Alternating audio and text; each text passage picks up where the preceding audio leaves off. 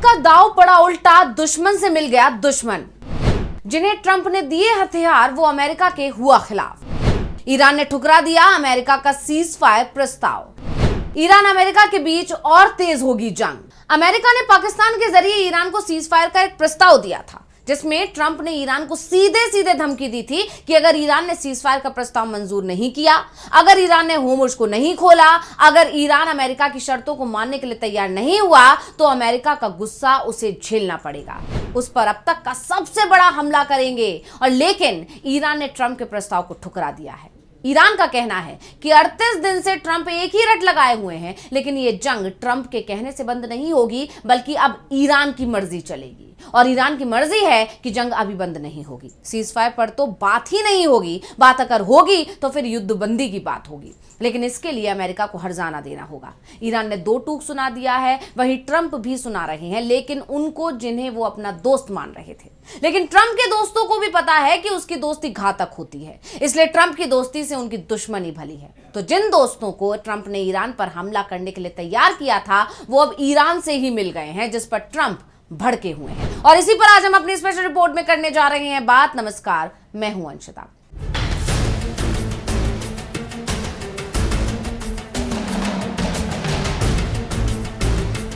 सबसे पहले हम बात करते हैं अमेरिका की तरफ से ईरान को दिए गए सीज फायर प्रस्ताव की। ट्रंप की तरफ से पहले ईरान को 48 घंटे के सीज फायर का प्रस्ताव दिया गया था, जिसे ईरान ने खारिज कर दिया। इसके बाद नया प्रस्ताव तैयार किया गया, जेडी वेंस को काम पर लगाया गया।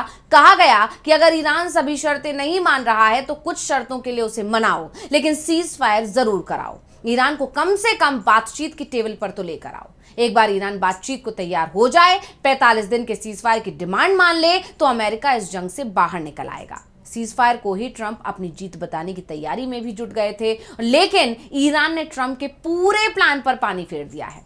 साफ कर दिया है कि उसका सीज फायर का कोई प्लान ही नहीं है और बात अमेरिका की शर्तों की है, उसे वो किसी भी कीमत पर नहीं मानेगा। सीज फायर की जगह युद्धबंदी पर बात हो सकती है, लेकिन वो ईरान की शर्तों पर होगी। अमेरिका को ईरान की शर्त माननी पड़ेगी, नहीं तो कुछ दिनों के बाद जंग में अमेरिका को सरेंडर करना होगा, क्योंकि अमेरिका के आने वाले कुछ रिपोर्टों में दावा किया गया है कि जंग लड़ने के लिए अमेरिका के पास अब 7 दिन के हथियार ही बचे हैं।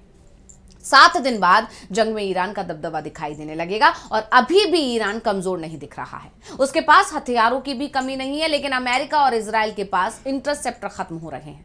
7 दिन बाद इंटरसेप्टर नहीं बचेंगे। वहीं ईरान अब अपनी खतरनाक मिसाइलें निकाल रहा है, जो भयानक तबाही मचा रही हैं। और यही कारण है कि ईरान जंग रोकने को तैयार नहीं है। उसने साफ कह दिया है कि होर्मुज को नहीं खोलेंगे।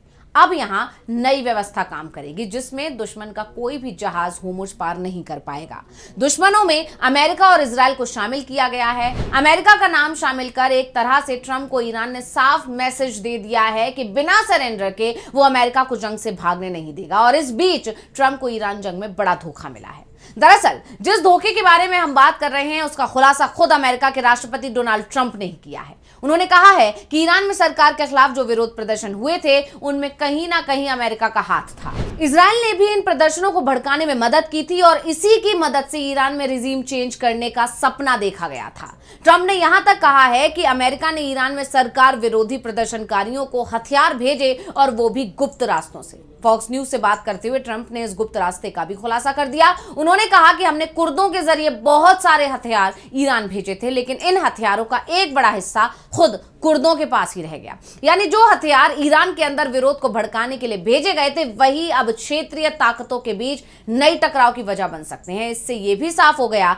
कि कुर्दों ने ट्रंप को ठग लिया। जो हथियार ट्रंप ने रिजीम चेंज के लिए आंदोलन करने वाले लोगों को भेजे, उन्हें कुर्दों ने अपने ही पास रख लिया। एक तरह से उन्होंने ईरान सरकार की मदद ही की, क्योंकि ये हथियार अगर प्रदर्शनकारियों पर पहुंच जाते, तब ईरान में जबरदस्त हिंसा होती, गृह युद्ध के हालात बन सकते थे। लेकिन कुर्दों ने ट्रंप के दाव को फेल कर दिया। और बात कुर्द समुदाय की अगर करें, तो दुनिया भर में कुर्द समुदाय की आबादी करीब 3 करोड़ है, लेकिन इनका किसी भी देश में दबदबा नहीं है, बल्कि जिस देश में भी कुर्द हैं, वहां ये अल्पसंख्यक समूह माने जाते हैं।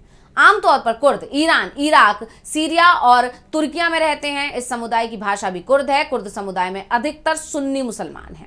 ईरान में कई कुर्द मिलिटेंट समूहों को आतंकी संगठन घोषित किया गया है। ईरान में कुर्दों की आबादी 90 लाख है और यही कारण है कि जब जंग शुरू हुई तब ईरान को लगा कि कुर्द बगावत कर सकते हैं, इसलिए ईरान ने कई बार कुर्द ठिकानों पर हमले किए हैं। दरअसल ट्रंप दावा कर रहे हैं कुर्दों ने उन्हें धोखा दिया है, लेकिन कुर्दों का कहना है कि क्या हमें ट्रंप पर भरोसा करना चाहिए।